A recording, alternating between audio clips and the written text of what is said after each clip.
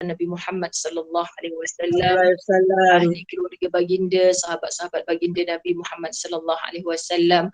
Khususan bila saya bersama Surah Taman Permata ni, saya tergambar-gambar Cik Mina kita. Semoga Allah ampunkan dosa-dosanya, tempatkan beliau di dalam syurga Allah Subhanahu wa taala. Dan siapa saja sahabat-sahabat yang pernah bersama-sama kita dulunya, kita rindu mereka kerana Allah dan akan ada insya-Allah pertemuan bersama mereka di kampung akhirat nanti. Mudah-mudahan pertemuan yang di dalam syurga Allah. Amin. Semoga juga menambah-nambah keberkatan majlis ilmu pada petang ini. Al-Fatihah.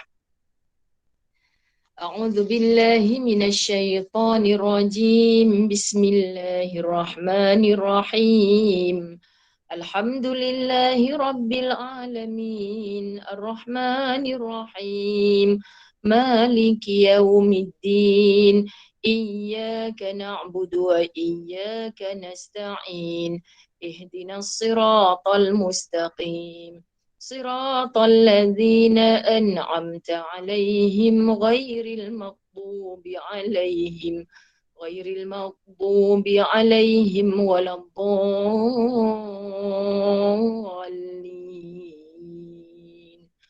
آمين. بسم الله الرحمن الرحيم. الحمد لله رب العالمين. والصلاة والسلام على أشرف الأنبياء والمرسلين وعلى آله وأصحابه أجمعين. رب اشرح لي صدري ويسر لي أمري واحلل عقدة من لساني يفقه قولي. ربي يسر ولا تعسر يا كريم. ربي زدني علما وارزقني فهما. Assalamualaikum warahmatullahi wabarakatuh. Waalaikumsalam warahmatullahi wabarakatuh. Jom live duka. Sekejap ya Kak, kita share dekat group supaya ramai lagi yang dapat pahalanya, ramai dapat manfaatnya. Kita live je. Letak dekat mana. Okay. Baik. Kita hari ini insya-Allah nak menamatkan surah An-Nazi'at. Ingat kan? Menamatkan surah An-Nazi'at. Surah An-Nazi'at bermula daripada ayat 42. Subhanallah, Allahumma salli ala Muhammad. Sebelum saya dapat livekan ke demi ummah kerana Allah, saya juga sekejap saya nak kongsikan sebab nak bagi ramai lagi insya-Allah. Subhanallah. Allahumma salli ala sayyidina Muhammad. Okay, Jaja. Ustazah punya phone ni tinggal 40%. Boleh pakai handphone Jaja. Kalau takut Ustazah punya ni. Ustazah 1 jam kan?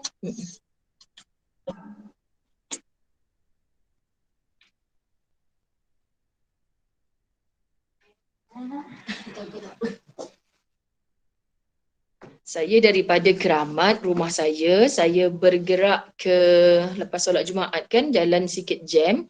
Dari Keramat ke apa hotel ni nama? Regency Pacific Regency dekat dengan KL Tower tu. Sebab saya ada meeting dengan sahabat tim khidmat Kuantan, kami nak buat program di sana. Jadi itu yang kalang kelibut sikit. Sebab macam sayang dah lama tak jumpa dengan sahabat-sahabat Taman Permata. Bila dalam talian ni kita di mana-mana pun kita boleh teruskan majlis ilmu kita, alhamdulillah. Okay, jadi kita nak teruskan. Jom kita baca dulu surah An-Nazi'at ayat yang ke-42.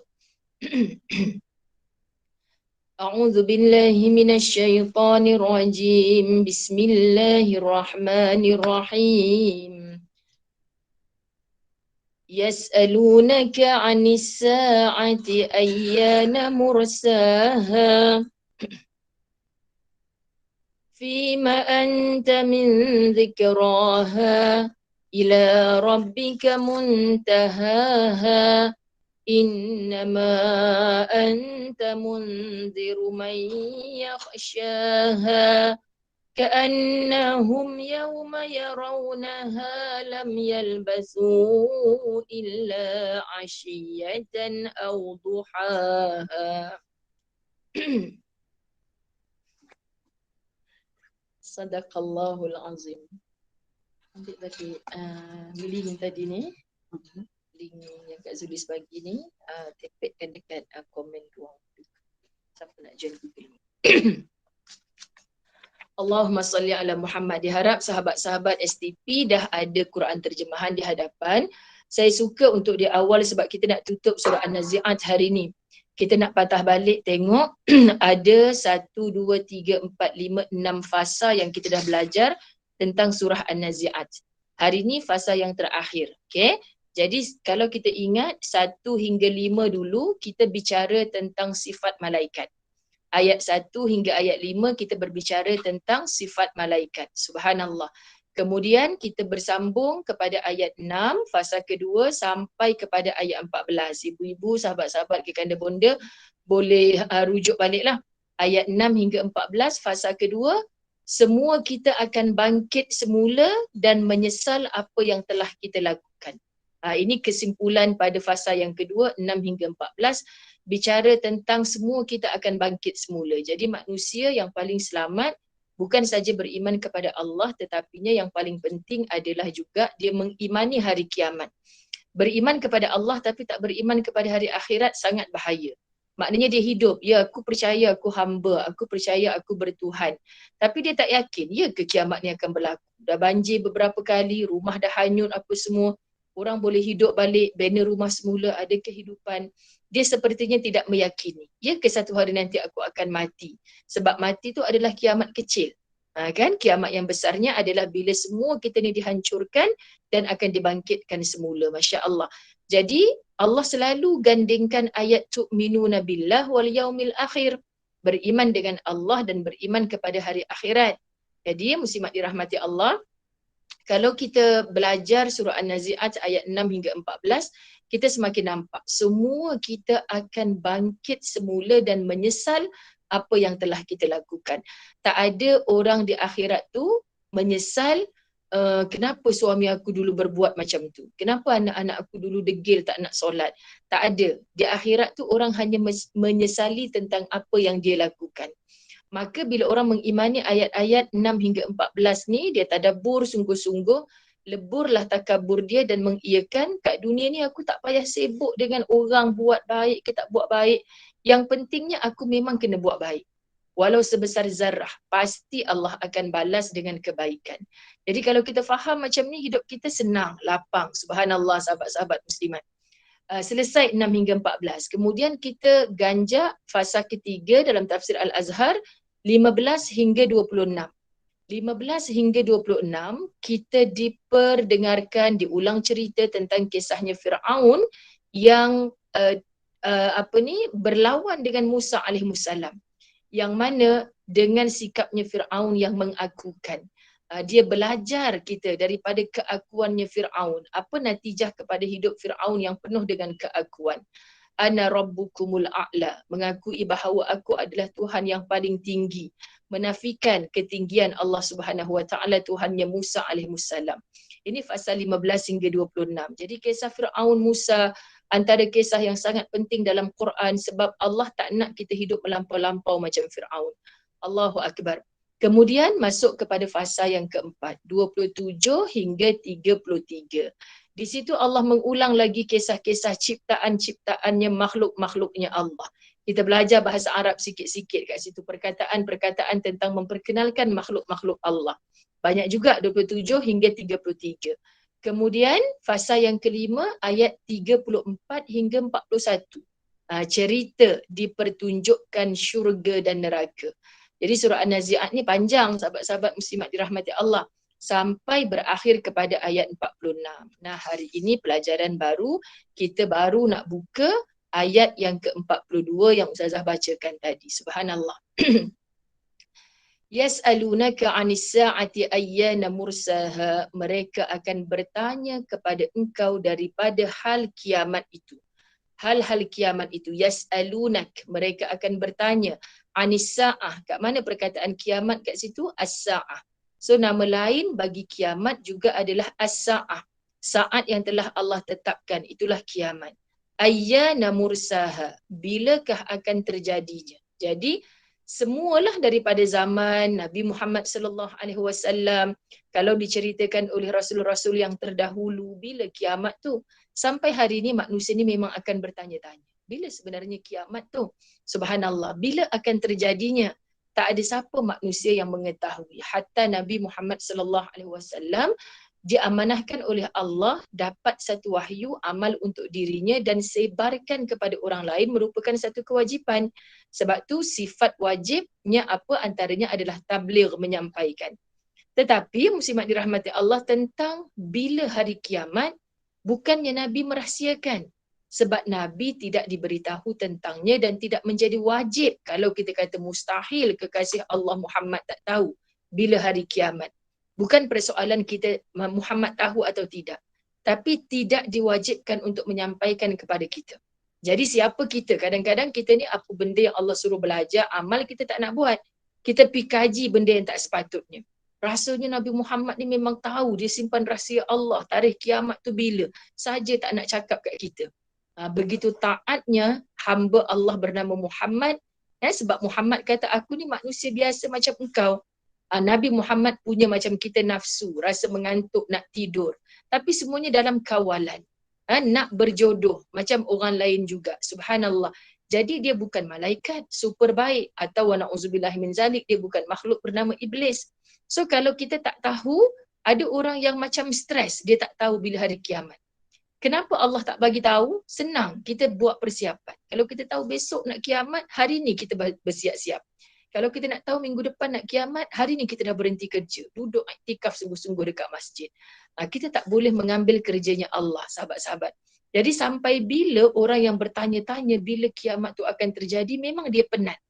Sebab dia mencari benda yang tak ada jawapan. Jadi tugas kita, Nabi pun biasa disoal macam tu. Bila?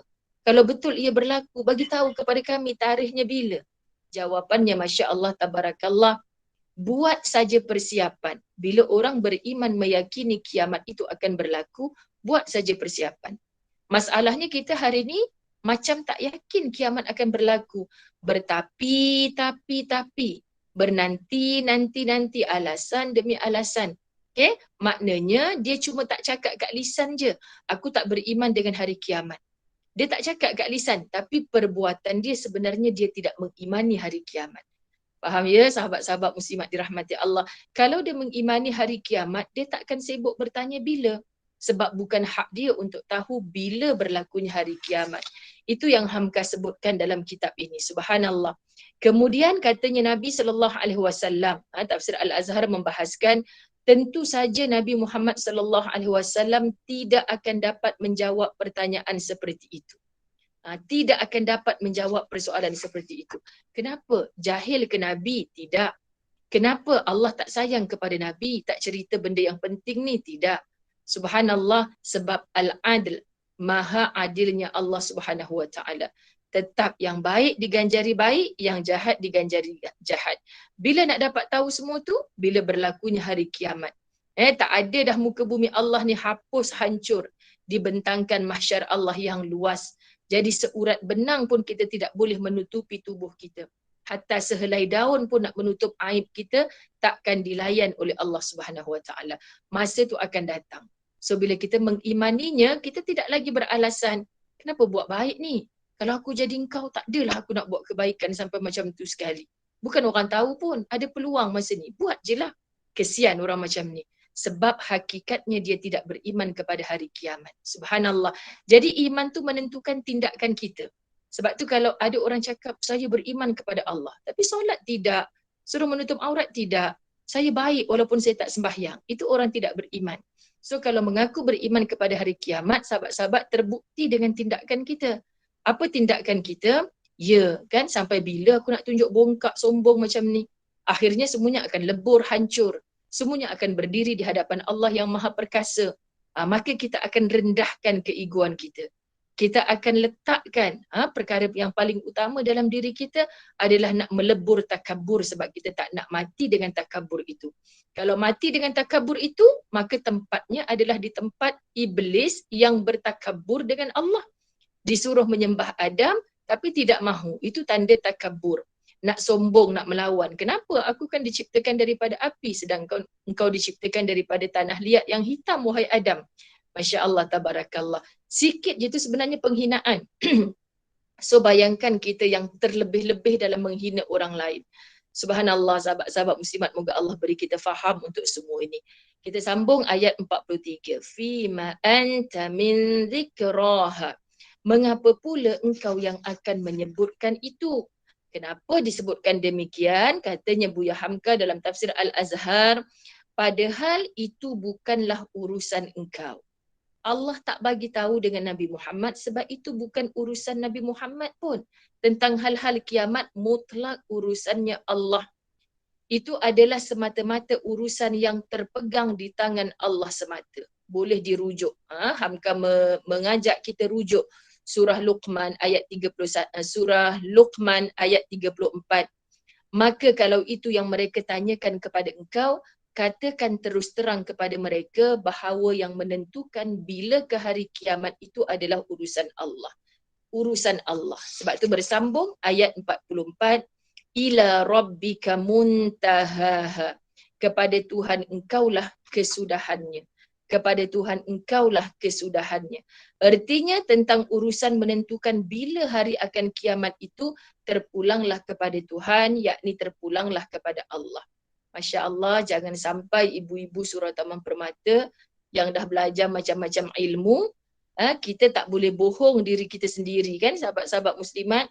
Kita boleh bercakap bohong kalau kita nak dengan orang lain. Orang tak tahu apa yang bermain di minda kita, bersarang di hati kita, orang tak tahu. Tapi jangan bohong diri sendiri. Jangan bohong Allah Subhanahu Wa Taala. Kerana apa? Kita tak memegang tarikh sekian, demikian. Kita tak boleh bohong diri kita yang sebenarnya kita tak beriman kepada Allah. Tak beriman kepada hari kiamat. Sebab kita macam menafikan semua itu. Ini kerugian yang sangat besar. Kita belajar macam-macam tapi hati masih berbolak-balik. Betul ke? Betul ke? Betul ke? Kenapa tak kiamat-kiamat lagi? Hari tu kata COVID dah tanda-tanda besar kiamat. Ni dah 2 tahun tak kiamat pun lagi.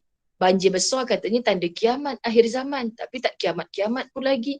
Tak sedar sebenarnya kita mencabar-cabar Allah. Jadilah orang beriman yang bila pun ia datang, bila pun ia berlaku, aku dah buat persiapan. Sebab itu, kalau kita rujuk kuliah mana semalam kot saya ulang. Saya mengajar secara berkitab di Masjid Mardiyah, kitab di balik tabir kematian. Ada satu kisah bagaimana keadaan kewafatan para rasul. Rupa-rupanya satu ilmu baru, subhanallah, malaikat maut bila bertemu dengan para rasul, khususnya kisah kematian kewafatan Rasulullah sallallahu alaihi wasallam, malaikat maut tanya dulu, kan ni ajal dah sampai dah, kau memilih untuk mati atau memilih untuk meneruskan kehidupan? Ya Allah, kalau orang tak ada ilmu, tak belajar semua ni dengan penuh hikmah, dia akan kata, mana Aci? Bila malaikat maut datang jumpa Rasul, dia tanya dulu, nak teruskan hidup ke, nak teruskan mati? Kan maknanya Allah bagi pilihan. Kenapa para Rasul jawab, kalau dah Allah kata ni ajal, mati je lah. Maksudnya tak payahlah lawan. Kenapa dengan penuh yakin? Sebab bagi orang beriman yang sangat taat kepada Allah, hidup ni memang penat. Hidup ni memang penuh dengan air mata. Subhanallah. Jadi khususnya kita lah orang perempuan kan, air mata dengan orang perempuan ni tak boleh dipisahkan. Sikit pun nangis, sikit pun nangis. Hal anak-anak nangis. Anak kena kecam pun nangis. Ustazah, biar orang sakitkan hati saya, jangan sakitkan hati anak saya. Anak baru demam sikit, kita yang lap air mata. Masya Allah, hati seorang ibu. Subhanallah, muslimat dirahmati Allah. Jadi kita nak sebut, wanita ni temannya air mata. Tapi ketahuilah di sana para alim ulama mengajarkan kita, yang paling banyak menangis kerana makhluk, Masya Allah, yang paling banyak menangis kerana makhluk, sebenarnya orang ni paling sedikit menangis kerana Allah. Dan orang yang paling sedikit menangis kerana Allah, sahabat-sahabat muslimat dirahmati Allah, satu hari nanti dia akan menyesali kerana orang yang pernah menangis kerana Allah, takutkan Allah, dia dalam muhasabah, beristighfar, jatuh air mata. Nanti ada satu kisah, Allahu Akbar, kita baca ni meremang bulu roma. Ada satu kisah yang seorang hambanya Allah dah nak ditolak ke jurang api neraka. Sampai ada satu besar zarah. Sebab tu Allah kata, sebesar zarah kebaikan, aku akan balas dengan kebaikan. Ini jaminan Allah. Sebesar zarah kebaikan, aku akan balas dengan kebaikan. Apa sebesar zarah tu? Kecil sangat-sangat. Ustazah, zarah tu ada tak besar bulu mata kita sehelai? Lebih kecil sebab tak ternampak di mata kita. Tapi ada satu manusia yang banyak menangis kerana Allah hanya ibarat sebesar bulu mata yang jatuh. Bulu mata ni akan menjadi saksi, ya Allah, bukankah dulu Nabimu pernah berkata, mata yang pernah menangis kerana takutkan Allah adalah mata yang haram dibakar oleh api neraka Allah. Yang pernah menangis kerana takutkan Allah, mata yang haram dibakar oleh api neraka Allah. Jadi dia klaim depan Allah. Takkanlah Nabi berbohong. Dia biasa menangis kerana takutkan engkau ketika di dunia. Jadi muslimat, jaminan ini banyaklah menangis kerana Allah. Aku rasa banyak dosa, ya Allah. Tak engkau terima ke taubat aku, ya Allah. Lalu tak sedar kita solat taubat malam-malam menangis. Ini yang boleh memadam api neraka. Lalu kisah itu menceritakan terpadam api neraka Allah hanya kerana diberitahukan hamba-Mu ini pernah menangis kerana takutkan engkau. Dipindahkan daripada neraka, dimasukkan ke dalam syurga Allah. Allahu Akbar.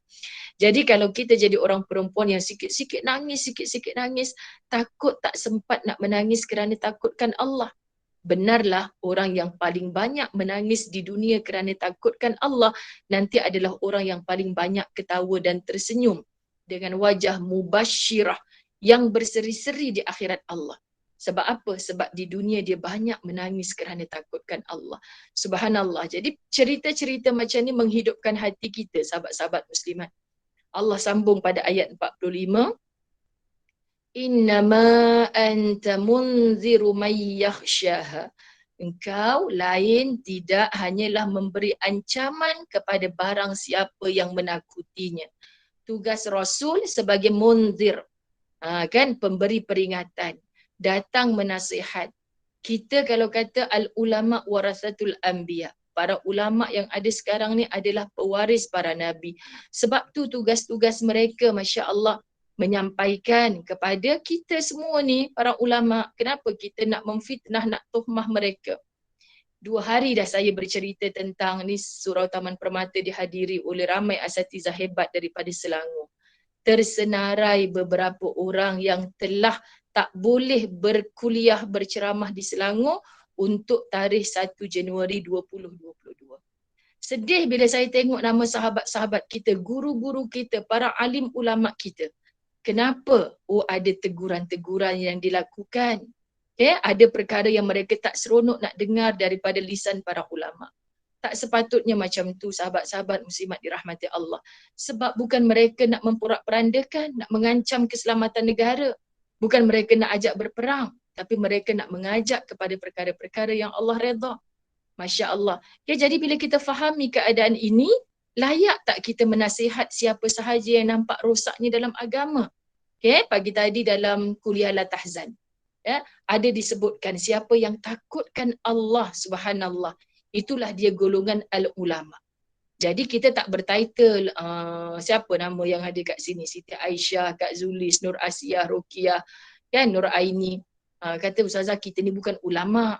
Bukan ulama, tapi dalam rumah kita lah ulamanya, wahai mak-mak. Kita lah ulamanya. Kita tahu benda ni tak betul, jangan pernah putus asa, tegur, nasihat pasangan hidup kita dengan penuh hikmah. Kenapa? Sebab orang yang takutkan Allah itulah ulama. Tapi jelas kat dahi tulis ulama, pakai name tag ulama, tapi dia tak ada rasa takut dengan Allah. Di sisi Allah dia tak layak digelar ulama. Itu sangat deep kita belajar. Subhanallah, dalam kitab tu kita jumpa ni, dalam kitab ni jumpa ni. Itu yang Ustazah kata, ya Allah, kitab di balik tabir kematian tu mengajar kenapa para rasul di offer dulu. Kau nak mati ke kau nak teruskan hidup? Sebab bila kita terkejut, kan, kita terkejut, sahabat kita Cik Minah kita, kan, Masya Allah, kita tahu macam-macam sakit yang dia lalui. Pendek bahasa mudah kita kata, tak terkejut lah Ustazah, hari tu dia buat operation macam ni pun Allah panjangkan usia, kuat semangat dia, kan tak sangka umur dia panjang macam tu.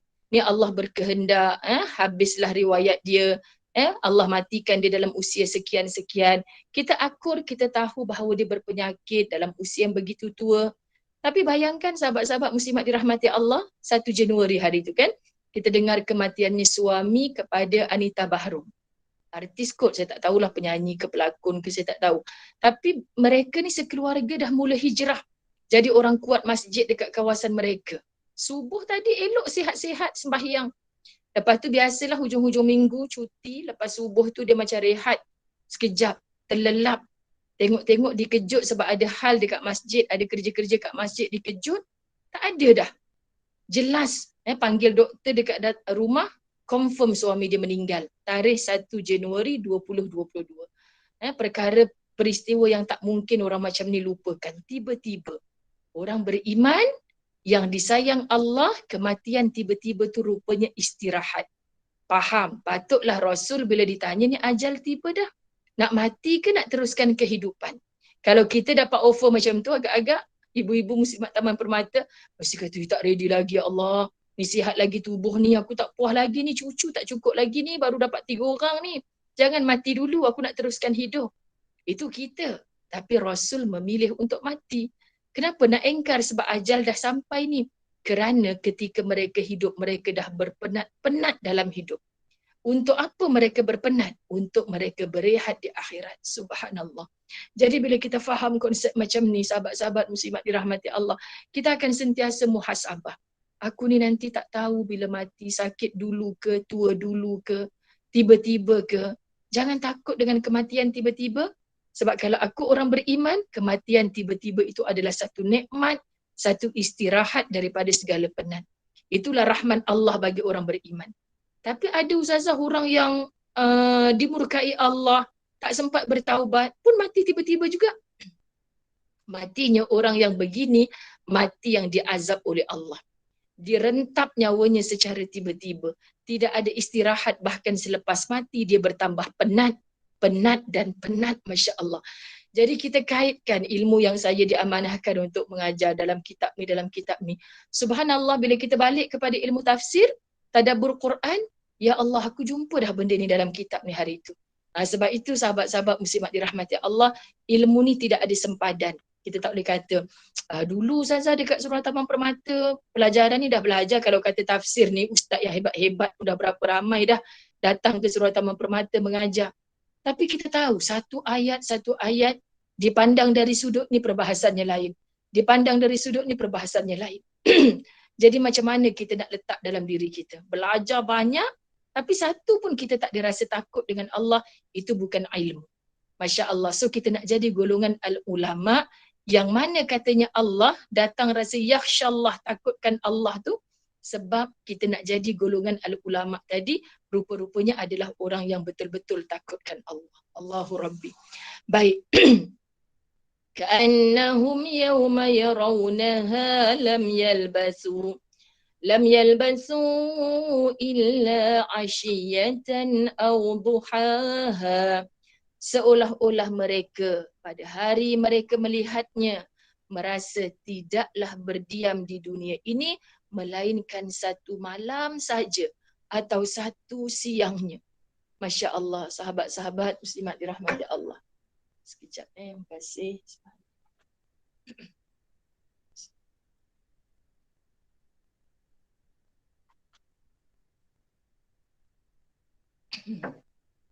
Surau Taman Permata ni dah lama dah dengan Ustazah Zai. Adalah amat jarang waktu kuliah saya minum air. Tapi saya tak pastilah kekanda bonda STP tahu ke tidak, saya baru ni disahkan positif COVID. Tapi ada batuk. Okay, saya dekat Facebook duka mesti Ustazah nampak macam tertunduk sangat je, tak pandang kamera. Jadi minta maaf sahabat-sahabat yang live di FB. Sebab kedudukan meja ni. Sebenarnya tak berapa selesa lah nak ikutkan, tapi 1 jam je okey kan. Jadi muslimat dirahmati Allah, saya batuk daripada Ustaz belum balik Mekah lagi. Jadi kalau nak jemput Ustazah kuliah hadir batuk-batuk ni jangan halau pula. Okay, maknanya orang sekarang ni allergic tengok batuk-batuk ni. Kan saya batuk daripada Ustaz belum balik Mekah. Lepas tu Ustaz pun sihat walafiat, sihat je, tiba-tiba didapati katanya Omicron balik daripada umrah. Kan, baik betul ke salah? Belum hafal lagi nama Omicron tu dah tukar nama IHU pula kan. Penat menghafal nama-nama virus-virus ni kan. Jadi saya pun lepas Ustaz 3 hari tu pergi buat medical check up sebenarnya. Lepas tu saya kata saja-saja buat PCR lah sebab rasa macam badan nak demam tak demam. Kan buat PCR, besoknya dapat result saya positif. Jadi bila saya buat kena cuti lah kuliah-kuliah yang hadir. Tu yang serba salah kalau jadi macam Ustazah Zai ni. Tak nak bagi tahu kat orang, tapi nanti mesti orang kata sebab masa tu patutnya saya ada jemputan di Kedah. Saya ada 4 hari kuliah di Kedah, termasuklah Perhimpunan Ulama Kedah. Apa sunnah Kedah berselawat, apa entah program tu, subhanallah. Jadi saya sangat-sangat ralat masa tu tak dapat hadir sebab program tu dah diatur, poster semua dah siap keluar. Jadi bila Ustazah disahkan positif, orang semua diam lah. Bila saya cakap minta maaf saya tak boleh hadir. Sebenarnya saya disahkan positif. Allah, Ustazah tak boleh nak elak lah dah. Ustazah memang tak boleh datang. Jadi kena bagi tahu juga. Jadi saya direhatkan dalam tempoh 10 hari dan alhamdulillah bebas dah. Cuma batuk yang saya dapat sebelum Ustaz balik Mekah lagi ni, itu biasalah, jarang batuk. Bila dah batuk macam lambat baik. Jadi kena banyak minum air. Itulah kisahnya kan, subhanallah. Sampai TV pun saya kena cuti 2 minggu. Saya kata Ustazah sihat, kenapa nak cuti 2 minggu pula? Amin amin. Kak Rokiah Mat Saman rindu dengan akak. Masya Allah, subhanallah. Memang sihat alhamdulillah. Jadi anak-anak murid semua tanya, Ustazah tu sihat ke? Sahabat-sahabat tim khidmat semua kena kacau. Ustazah Zai sihat ke? Sihat. Buktinya hari-hari saya mengajar. Kan sihat, tak ada masalah apa. Jadi sebenarnya virus, penyakit apa itu semua makhluk Allah. Jangan kita takut melampau-lampau sangat muslimat. Kemarin saya di PM tepi oleh seorang sahabat La Tahzan. Ustazah, saya rasa saya nak jumpa dengan Ustazah ataupun video call pun cukup. Saya nak share cerita macam mana mahalnya tawakal pada diri. Mahalnya tawakal pada diri, indahnya orang yang hidup bertawakal. Saya disahkan positif stage 5, dia kata. Stage 5, sahabat-sahabat dirahmati Allah. Jadi bayangkan, dia sihat walafiat sekarang. Maknanya Allah berkehendak dia masih hidup.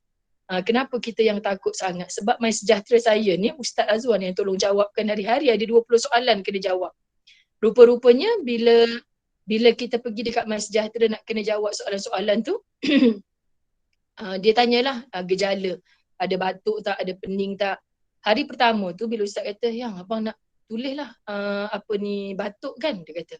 Tulis je lah, kita dah malas tak tengok pun. Tulis je lah, nak kata batuk pun tik lah batuk tu. Elok saya kata batuk, My Sejahtera bertukar daripada kategori 1 ke kategori 2. Jadi ada orang tanya sebab orang yang balik umrah, kenapa Ustazah suami isteri, tapi suaminya dibawa apps, isterinya masih duduk kat rumah. Saya kata ni mungkin cara kita mengisi itulah kot. Bila kita bubuh tanda demam, tak sedap badan, muntah benda tu, dia akan walaupun sihat-sihat kat rumah, ambulan datang ambil sebab stage 4. Mungkin macam itulah siapa yang pernah kena kot dulu kaedah dia lain ke. Jadi saya dah boleh macam buat main-main pula. Besoknya tu Ustaz isi pula tak tulis dah yang batuk tu. Try yang bertukar balik kategori 1. Kan saya kata simple macam tu saja ke nak buat. Jadi maksudnya muslimat dirahmati Allah, kita dah hidup dah dengan virus ni. Kita dah hidup dah dengan virus ni. Bukti dah ada. Stage 5 kalau Allah nak hidupkan, hidup. Stage 1 kan tak ada gejala, tiba-tiba sesak nafas. Sebab tu masa saya dalam tempoh kuarantin, bila saya kata saya sihat, alhamdulillah terima kasih sihat. Jauh di dasar hati ni sebenarnya, aku tak boleh nak bongkak sangat ya Allah. Sebab virus disahkan ada dalam tubuh. Kita tak tahu, mungkin wa na'udzubillah min zalik, kalau Allah berkehendak, tiba-tiba sesak nafas, kembali ke rahmatullah. Contoh dalam tempoh tu. So kita tak boleh nak cerita-cerita yang tinggi diri bongkak. Cuma kena terima. Jangan tak percaya langsung. Jadi sahabat-sahabat muslimat dirahmati Allah, kita pun naik letih kan dengar kena buat begitu, kena buat begini. Elok saya disahkan bebas, My Sejahtera saya sudah tidak merah. Okay, kemudian besoknya tu saya dapat tarikh untuk cucuk booster. Kan? Jadi dengar macam, aduh lemau sungguh lah ya Allah. Ya kalau 3, dengar pula 4. Takut 5, 6, 7, 8, 9, 10. Pakat jadi Dracula berlubang sungguhlah badan kan. Jadi kita serba salah. La haula wala quwata illa billahil aliyyil azim. Subhanallah. Okay, sampailah bila saya kata bang, bila tiba tarikh ni, kita apa lagi yang masuk dalam tubuh kita ni, sebut banyak-banyak bismillahilladzi la yadurru ma'asmihi syai'un fil ardi wala fis sama' wa huwas samiul alim. Kita terlibat dengan permainan yang macam ni sahabat-sahabat, dan kita tidak ada apa-apa kuasa pun. Jadi sejujurnya lah saya sebut di khalayak 2-3 hari ni setelah saya merasai sendiri, kan tak ada Tuhan yang mengatasi segala. Kau nak main, nak buat perancangan macam mana pun, kau tunggulah. Wa makaru wa makarallah wallahu khairul makirin. Jadi jangan berpaut kepada apa-apa makhluk. Serahkan diri kita pada Allah. Macam mana Ustazah, Cik ni serba salah. Cik senang je, istikharah. Cik berat ke mana hati. Dan tugas-tugas Cik, kan kalau ayah Ustaz, ayah dah dapat panggilan untuk booster ke belum? Belum. Itu dah bohong sunat dah. Sebenarnya anak-anak buat keputusan. Bukan nak pergi mana pun. Dapat 2 cucuk vaksin tu dah boleh masuk masjid, cukup lah. Ayah bukan nak pergi mana-mana pun. Tapi yang dengan sebab kerja, dengan sebab apa, sahabat-sahabat, ya Allah yang masuk kat tubuh kita ni, semoga Allah lindunglah kita daripada segala mudarat. Kita tak tahu. Jadi sebab kita nak bangkang, nak lawan macam mana lagi, kalau boleh mengubah keadaan tak apa. Akhirnya kita nak cuba lawan, apa yang berubah? Sebab sahabat-sahabat, sebab saya memang berasa sungguh, minta maaf saya selit kat sini di akhir-akhir kuliah ni, memang saya berasa sungguh bila semalam keluar pula kenyataan 14%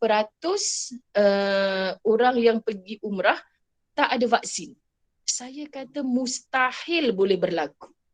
Sangat mustahil. Saya menguruskan jemaah umrah sangat sukarnya bab orang tak ada vaksin, macam mana nak pergi? Tiket flight tak boleh beli. Okay, kita berada di kaunter, kalau tak ada cucuk vaksin, macam mana nak scan, nak lepas polis? Lepas je parking kereta dekat basement KLIA tu, dah ada naik je keluar lift, dah ada polis. Bayangkan begitu ketat lah sekarang ni. Berapa stesen tu kita nak scan tu sampai masuk dalam kapal terbang. Visa takkan keluar kalau tak ada 2 dos vaksin tu. Booster kalau yang Sinovac. Memang tak boleh. Jadi saya sebut semalam, saya kata kalau ada orang yang berani kata ada yang tak cucuk vaksin, siapa yang tak cucuk vaksin tu untuk boleh lepas ke sana? Kalau orang bawah yang kena melalui kaunter semua memang tidak akan lepas. Tak akan lepas. So siapa yang lepas tanpa vaksin? Kat situ kita boleh gunakan akal. Subhanallah. Okay? Sebab kita menguruskan jemaah sekarang ni 45 hari sebelum kena complete semua. Kita tekan jemaah sebulan sebelum, tak boleh lambat. Ustazah, relax lah lagi sebulan. Dulu ya boleh relax. Sekarang tak boleh. Hatta nak pergi Pulau Pangkor pun kena ada 2 dos vaksin. Nak beli tiket ferry kena ada 2 dos vaksin. Ustazah nak pergi Pulau Pangkor je kot. Kenapa nak kena screenshot sijil vaksin? Sebab tak boleh beli tiket ferry berkumpulan kalau tak ada 2 dos vaksin. Begitu. Jadi macam mana kata boleh lepas? 14% daripada jemaah umrah sahabat, bukan kecil. Kalau 14 orang itu kecil. Ni 14%. Jadi saya tak boleh terima. So siapa yang lepas tanpa vaksin tu? Masya Allah, tabarakallah. Jadi benda macam ni, Allahu Akbar. Jangan bermain-main. Wa makaru wa makarallah wallahu khairul makirin. Kau nak mempermainkan apa saja muslimat, Allah Subhanahu Wa Taala ada perancangannya. Ingat, Allah tak boleh buat main-main ke dengan kita. Okay, maksud Ustazah tu, kau nak buat macam mana lagi? Kita tak boleh mengatasi kekuasaannya Allah. Jadi kita sebagai rakyat yang kita tak ada apa-apa kuasa, kita cakap, ya Allah, bukan semua orang jahat yang duduk di atas, hatta rakyat di bawah. Kan?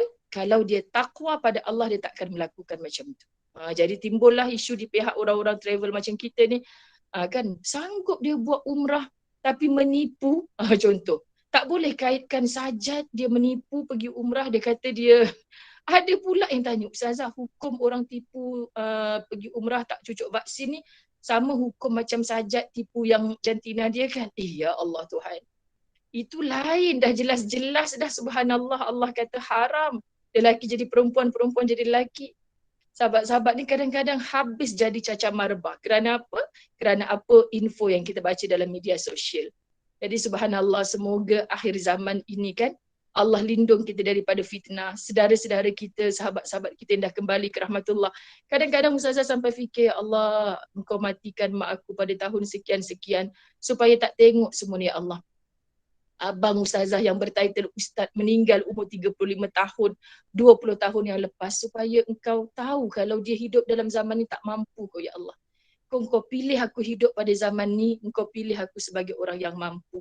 Maka kuatkan aku untuk terus bersandar kepada engkau ya Allah. Kita ada Quran sahabat-sahabat. Baliklah kepada Quran. Kita ada keyakinan macam mana pun benda asing nak masuk dalam tubuh kita, kalau Allah kata tak mudarat, takkan mudarat.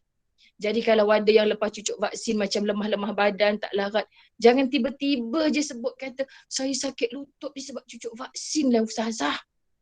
Jangan membegitukan dulu sahabat-sahabat. Cuba bawa minda kita ya Allah. Mungkin salah satu sebabnya, tapi kalau kau nak sembuhkan, sembuh. Aku nak kuat ya Allah, aku nak sihat, aku nak beribadah. Jadi kadang-kadang kita memomokkan sesuatu yang menambahkan takut orang lain. Kadang-kadang sahabat-sahabat dirahmati Allah, benda tidak ada pun kesahihannya, kita sebarkan yang itu. Kita takut. Okay? Jadi kalau kita kata tak nak tak apa. Sebab engkau tak terlibat nak pekerjaan ke apa kan. Semoga kita tidak dipaksa dengan cara sampai masuk penjara. Di Indonesia sampai tahap macam tu. Kita setakat kena tahan. Sahabat-sahabat saya kena tahan tauliah. Dia tak boleh lagi berceramah di Masjid Surau. Beberapa belas orang ni yang terlibat daripada 1 Januari hari tu. InsyaAllah kuliah online, rumah-rumah, pejabat-pejabat masih boleh panggil. Tak apa, jihad perlu diteruskan. Tapi maksud muslimat dirahmati Allah, bila kita tahu keadaan yang macam ni adalah satu agenda yang menyebabkan jangan melemahkan semangat kita. Jangan lemah semangat kita. Okey, dakwah katanya Allah Subhanahu Wa Taala asal dia bersyahadah tetap kena sampaikan. Walaupun tugas kita hanya bercakap kepada seorang, tapi kalau seorang tu mendengar dengan kualiti, dia akan bawa dan amalkan ilmu yang kita dapat. So jangan perleki, halah aku tulis-tulis benda baik kat Facebook ni, 3 orang je like, anak aku, suami aku sendiri like. Kan penatlah aku, tak payahlah. Tak, muslimat dirahmati Allah, kita kena buat, tetap kena buat. Jadi solat tasbih, surah Taman Permata saya rindu tak buat. Bukan surah Taman Permata je, Masjid Surah Manis semua saya tak buat. Jadi antara yang Ustazah Zai buat sekarang 24 jam bersama Ustazah Zai. Program sekian-sekian. Sebenarnya rahsianya adalah saya rindu untuk duduk dalam soft yang rapat-rapat. Dan kita tak terikat dengan perkara-perkara macam tu, syaratnya kita patuh SOP yang lain. Dan Ustazah tak mengambil risiko kalau orang yang faktor kesihatannya lemah, memang tak cucuk vaksin, tak sanggup nak patuh SOP yang lain, kita pun tak ajak, tak terima. Masya Allah, sebab kita terikat dengan benda tu. Jadi umrah terhalang, Ustazah Zai makin galak mulai minggu depan, contoh Isnin, Selasa, Rabu, saya di Tasik Kebun Serendah, sambung Sabtu Ahad di Kuantan, minggu depannya sambung pula ke Pulau Pangkor, satu malam, supaya muslimat yang diizinkan oleh suami tak tinggal lama sangat rumah tangganya. Subhanallah, sebab kita rindu suasana jamaah muslimat. Di Masjid Surau kalau buat pun sekarang tak hadir ramai macam dulu. Saya tak sempat hadir ke Taman Permata secara kuliah hadir. Tapi saya percaya sama macam tempat lain. Dah tak ramai macam dulu. Kita sangat sedih. Kita rindu Masjid Surau yang penuh dengan limpahan orang. Sekarang ni Ustazah, kan? Nak pergi pun, kat online pun ada macam tu dah jawapannya. Dia nak buat macam mana kita? Yang penting kita belajar, ambil ilmu sungguh-sungguh. Baik, kita tutup ayat ke-45 dengan tafsir daripada Buya Hamka Al-Azhar. Kewajipan engkau sebagai utusan dari Allah hanyalah menyampaikan kepada mereka itu berita yang berisi khabar yang menakutkan, yang mengerikan tentang azab seksaan yang akan diterima di hari kiamat oleh barang siapa yang tidak mau menuruti jalan lurus dan mulia yang ditunjukkan oleh Tuhan, yang dibawakan oleh Rasul-Rasul yang disuruh Tuhan menyampaikannya ke dunia ini. Tugasnya Rasul memang sebagai utusan untuk menyampaikan. Yang akan merasa takut tentu orang yang takut juga. Dan takut itu barulah timbul kalau kepercayaan atau iman telah mula menumbuh. Kalau tak ada rasa kalau tak ada iman, takkan adalah rasa takut kepada Allah tu. Kalau iman tidak ada, betapapun jua diberi peringatan, namun mereka tidaklah akan peduli. Allahu Rabbi. Subhanallah, sahabat-sahabat dirahmati Allah.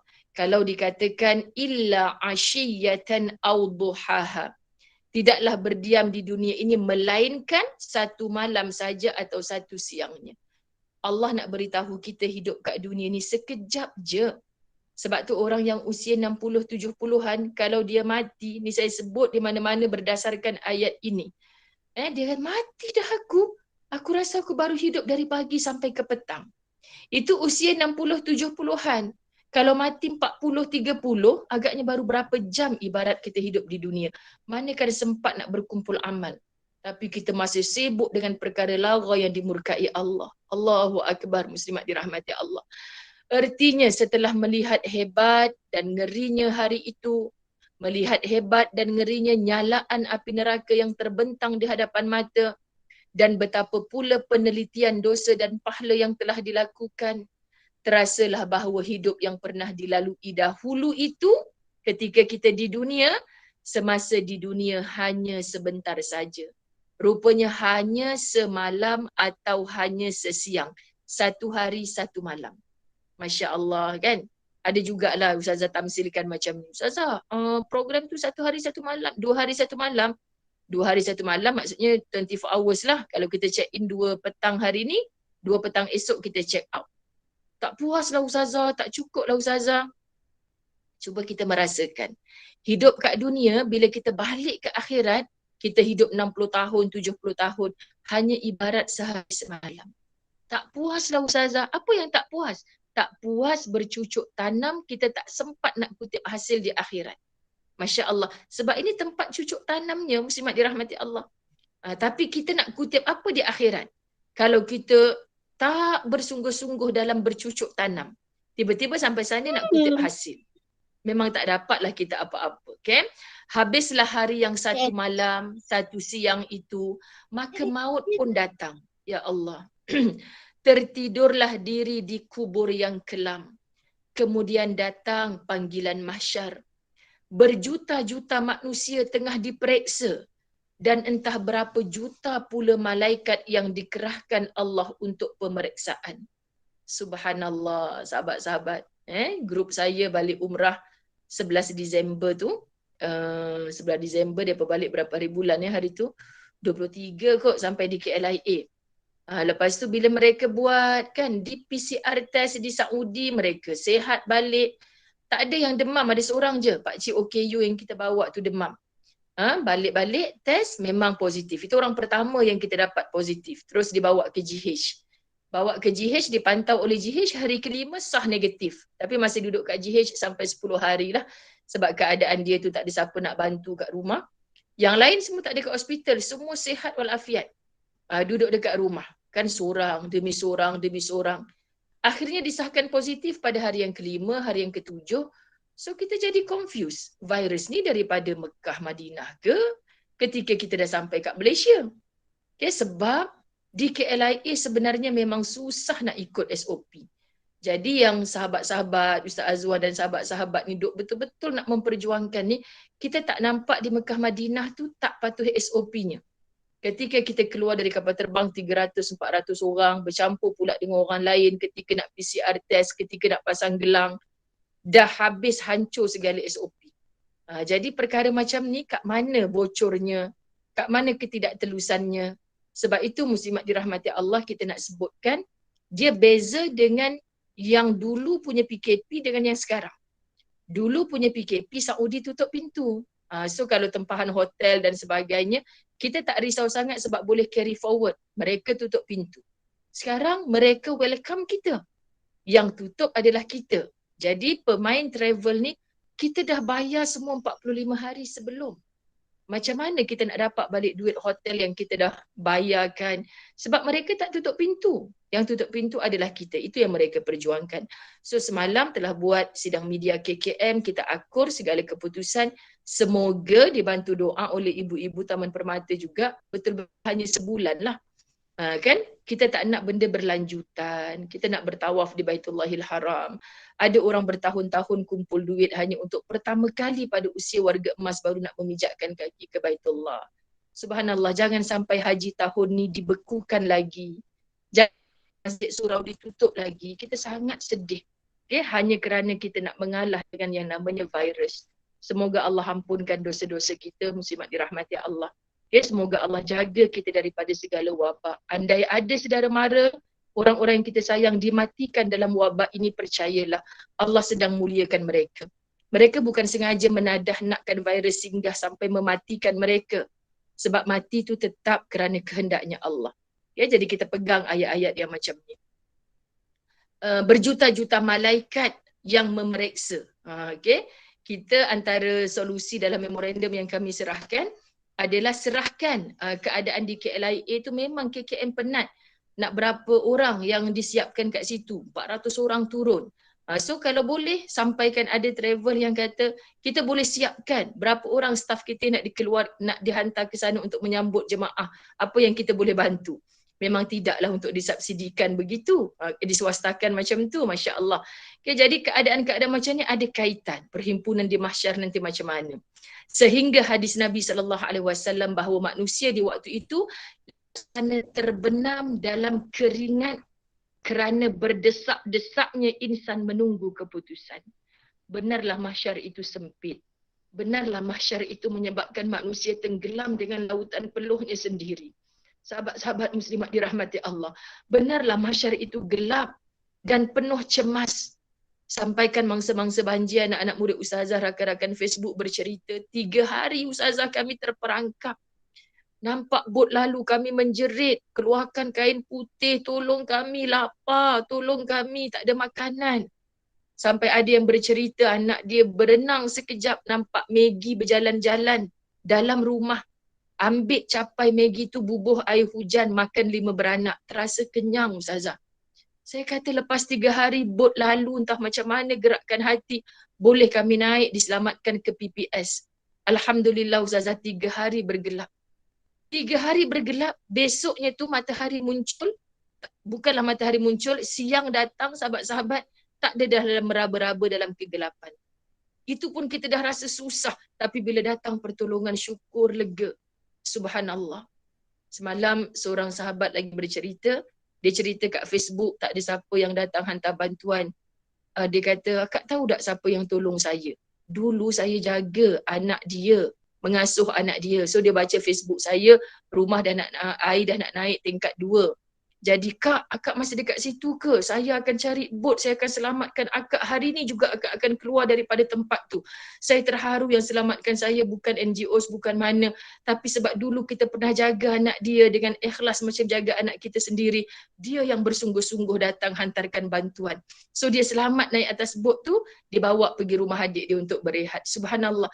Macam ni cara Allah hantarkan pertolongan. Sebab kita dulu pernah buat baik. Patutlah bila Ustazah Zai cakap buat baik pada A, jangan harap A tolong.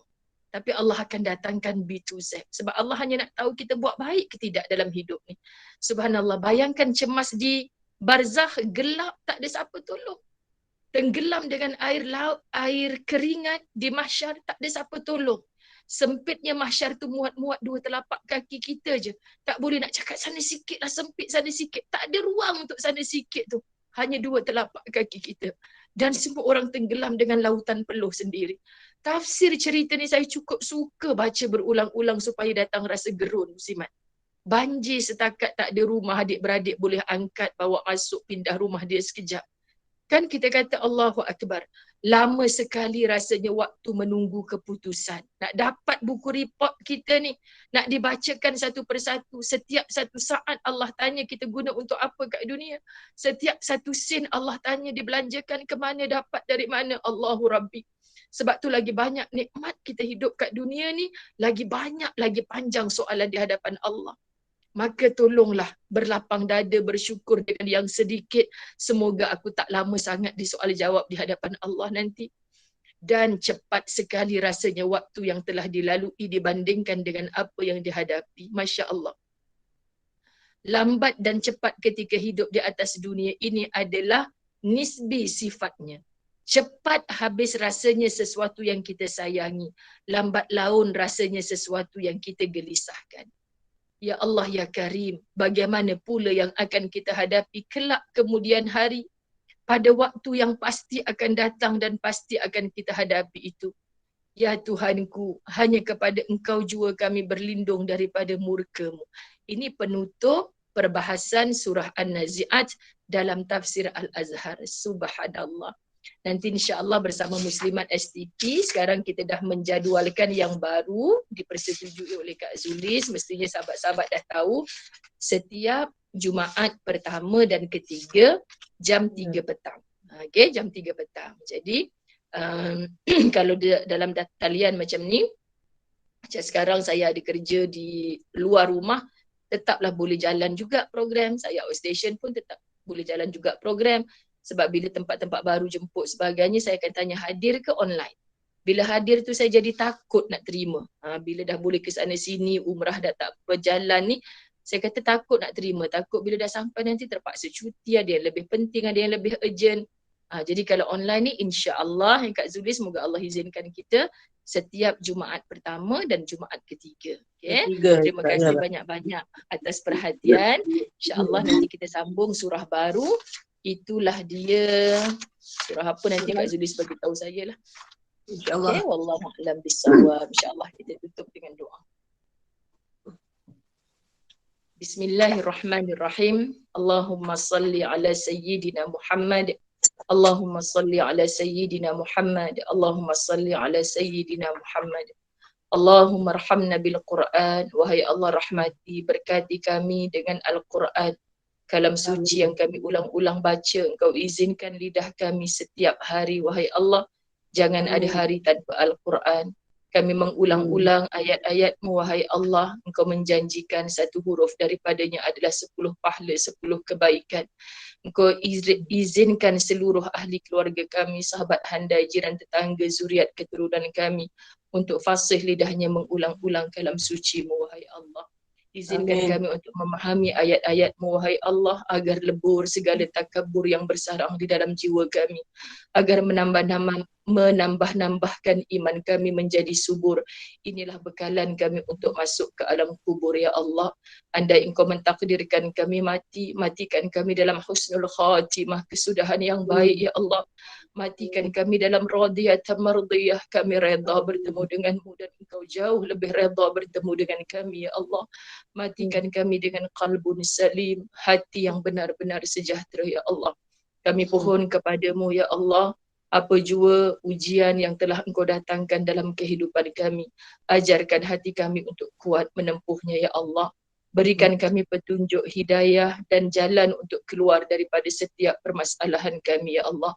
Pimpin kami ke jalan-jalan yang Engkau redai, ya Allah. Engkau hijab hati kami daripada cenderung mencintai perkara-perkara yang Engkau murkai, ya Allah. Kami pohon, satukan kami, eratkan hati-hati kami berkasih sayang semata-mata mengharapkan keredaan-Mu. Asbab bertemu dalam Raudatul Jannah, taman-taman syurga, ketika hadir di rumah-Mu, wahai Allah, ataupun ketika dalam talian seperti ini kami pohon, ya Allah. Di kampung akhirat kelak Engkau temukan kami di dalam syurga yang sebenar, ya Allah. Kamilah insan yang sentiasa menzalimi diri kami sendiri, ya Allah. Andai Engkau tidak mengampunkan dan menghapuskan dosa-dosa kami, maka kamilah itu orang-orang yang rugi, ya Allah. Kami pohon beri kami kebaikan di dunia, kebaikan di akhirat, dan jauhkan kami dari azab neraka-Mu yang menyala-nyala, ya Allah. Wassallallahu ala sayyidina Muhammad. Walhamdulillahi rabbil alamin.